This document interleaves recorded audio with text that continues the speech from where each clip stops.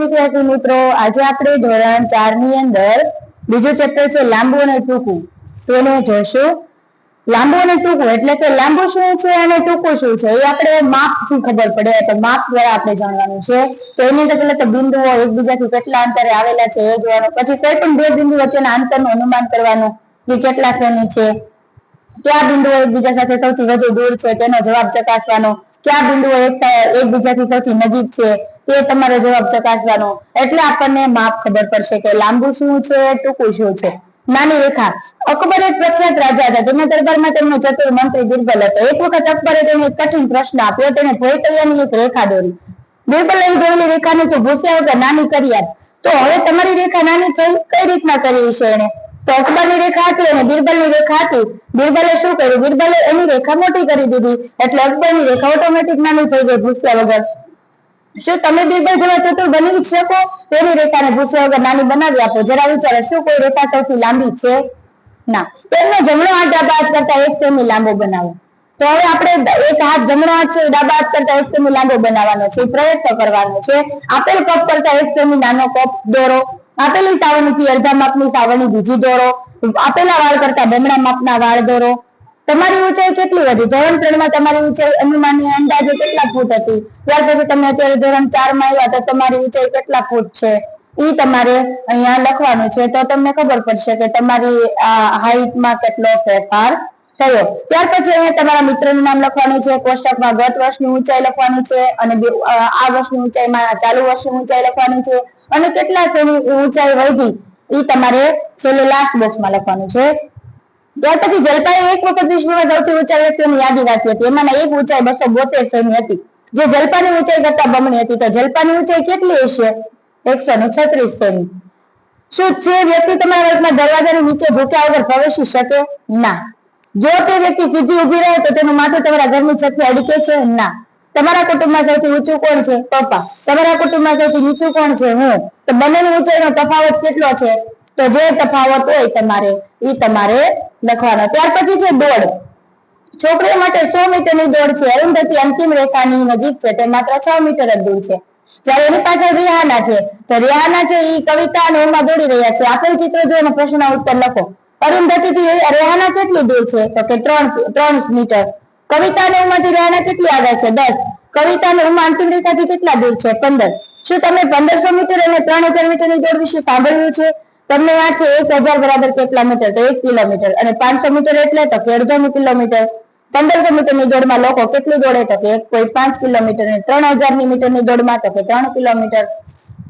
શું તમે લાંબા અંતરની દોડ વિશે સાંભળ્યું છે, જેમાં લોકોને અંદાજે 40 કિમી દોડવાનું હોય છે, અને મેરેથોનમાં લોકોને રસ્તા ઉપર દોડવાનું હોય છે? હવે અહીંયા આપણને એક રમતનું કોષ્ટક આપ્યું છે, એના ઉપરથી આપણે અહીંયા નીચેના પ્રશ્નોના ઉત્તર આપવાના છે કે ચંદ્રપાલના વિશ્વ વિક્રમ સ્થાપનાર વ્યક્તિની બરાબરી કરવા વધુ કેટલા સેન્ટીમીટર કૂદકો મારવો પડે? તો કે 28 સેમી.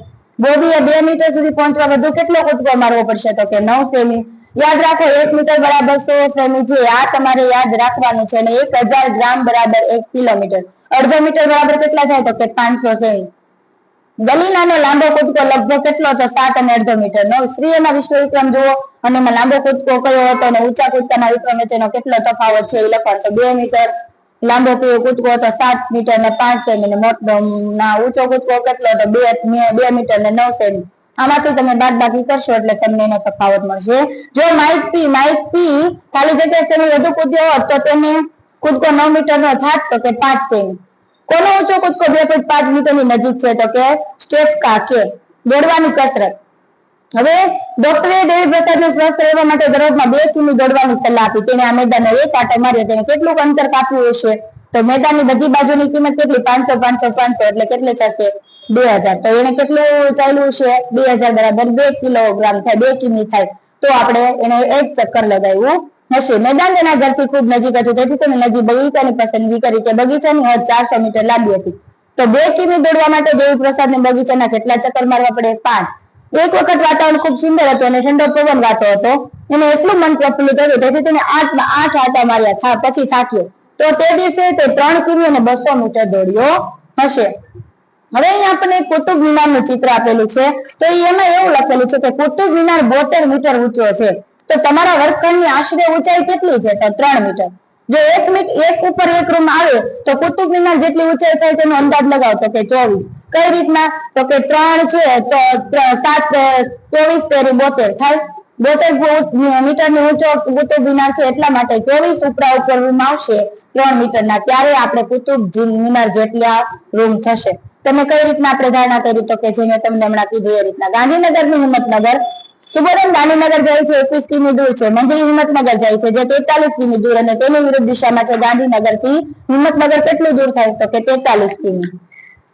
તમારું ઘર શાળાથી કેટલું દૂર છે? મહેશ શાળા ખૂબ દૂરથી આવે છે. પહેલા તે અંદાજે 400 મીટર ચાલે, ત્યાર પછી 150 મીટર તળાવમાં ચાલે, ત્યાર પછી તે 350 મીટર પહોળા લીલા ખેતરમાં ઓળંગે, ત્યાર પછી તે 40 મીટર પહોળા રસ્તા ચોકસાઈથી પસાર કરી શાળાએ પહોંચે. તો કેટલું દૂર હશે? આનો તમારે સરવાળો કરવાનો છે. તો 940 મીટર દૂર હશે. એટલે ઈ 1 કિલોમીટર થશે? તો કે ના, 940 એટલે 1001 કિલોમીટર થાય ને, તો 940 છે એટલા માટે શું થશે? ના, કારણ કે એની અંદર આપણે 60 સેમી ઘટે જોઈએ. 60 સેમી પૂરા હોય તો 1 કિમી પૂરું થઈ જાય. તમારામાંથી શાળાની સૌથી નજીક કોણ રહે છે? મારો મિત્ર. શાળાથી સૌથી દૂર કોણ રહે છે? તક. સ્કૂલ કેટલા બાળકો તમારી શાળાથી 1 કિમી ઓછા અંતરે રહે છે એ તમારે લખવાનું છે. શું એવું કોઈ છે જે શાળાથી 5 કિમી કરતા પણ વધુ દૂર રહે છે? તેઓ શાળાએ કેવી રીતે આવે છે? વાનમાં, બસમાં આવે છે. તો અહીંયા તમારે એ લખવાનું છે તમારા મિત્રનું નામ અને ઘરથી શાળાનું અંતર. અને વિચારોની નોંધ. દોરાની એક રીલમાં દોરાની લંબાઈ કેટલી હોય? તો કે 50 મીટર, 100 મીટર, 200 મીટર, 500 મીટર વધી એટલી હોય. પછી પતંગના દોરાની રેસમાં દોરાની લંબાઈ કેટલી હોય? શું 1 કિમી કરતા વધુ હોઈ શકે? તો કે 500 મીટર થી લઈને 3000 મીટર જેટલી વધુ હોય. એના એટલી વધુ હોય. તો કેટલી હોય? હા, 1 કિમી થી વધુ હોય. જો એક રૂમાલ જ એક દોરાથી બનેલો હોય તો તેને બનાવવા માટે કેટલો લાંબો દોરો જોઈએ? 100 મીટર થી 500 મીટર સુધીનો દોરો લાંબો જોઈએ. ત્યાર પછી છે હું ઈચ્છું છું કે પતંગ હોવ. એના આપણને અહીંયા પ્રશ્ન આપ્યા છે. જો તમે જોયેલી ઊંચામાં ઊંચી ઇમારત કઈ? તો કે 10 થી 20 માળના હોય છે અને મુંબઈમાં છે એક 163 માળની બિલ્ડિંગ. એ વધારેમાં વધારે ઊંચી છે. એક પતંગ કેટલી ઊંચાઈ પહોંચી શકે? શું તે કુતુબ મિનાર થી પણ વધુ ઊંચી હોઈ શકે? ના. એક વિમાન કેટલું ઊંચે ઉડી શકે? શું તે માઉન્ટ એવરેસ્ટ કરતા પણ ઊંચું ઉડી શકે?